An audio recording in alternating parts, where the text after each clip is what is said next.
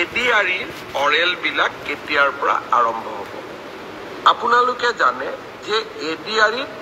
বিশেষ কেইটামান পৰীক্ষা অনুষ্ঠিত হৈছিল প্ৰথম আছিলে গ্ৰেড 3 ড্ৰাইভাৰ ষ্টেনো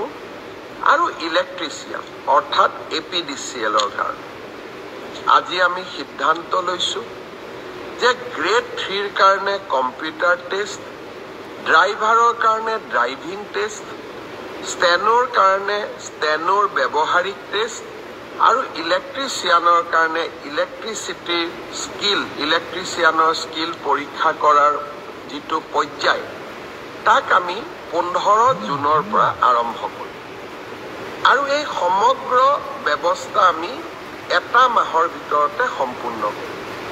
ঠিক তেনেকৈ চতুৰ্থ বৰ্গৰ পৰীক্ষাত পাছ কৰা প্ৰাৰ্থীসকলৰো অৰেল আমি 15 জুনৰ পৰা আৰম্ভ কৰিম আমি এটা মাহৰ ভিতৰতে সম্পূৰ্ণ কৰিম ঠিক তেনেকৈ চতুৰ্থ বৰ্গৰ পৰীক্ষাত পাছ কৰা প্ৰাৰ্থীসকলৰো অৰেল আমি 15 জুনৰ পৰা আৰম্ভ কৰিম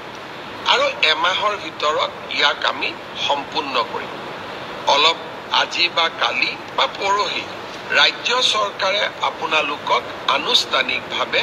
দিন আৰু বাৰ আপোনালোকক জনাব যিসকলে লিখিত পৰীক্ষা পাছ কৰিছে তেওঁলোকে এতিয়া কম্পিউটাৰ টেষ্ট ড্ৰাইভিং টেষ্ট বা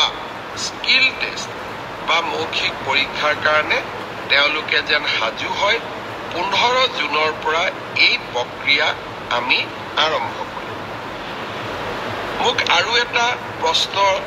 বহুতে সুধি আছে যে পিজিটি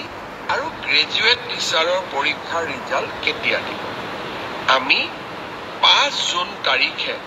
প্ৰভিজনেল ৰিজাল্ট এনাউন্স কৰিম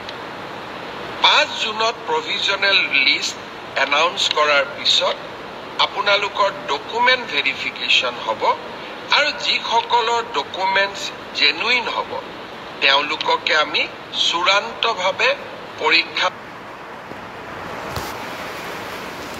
উত্তীৰ্ণ হোৱা বুলি ঘোষণা কৰিম অৰ্থাৎ পৰীক্ষাৰ ৰিজাল্ট কেতিয়া দিব উত্তৰ 5 জুন তাৰিখে ইয়াৰ পিছত আপোনালোকৰ মনত আছে এনেকুৱা এটা ফেচবুক লাইভ অনুষ্ঠান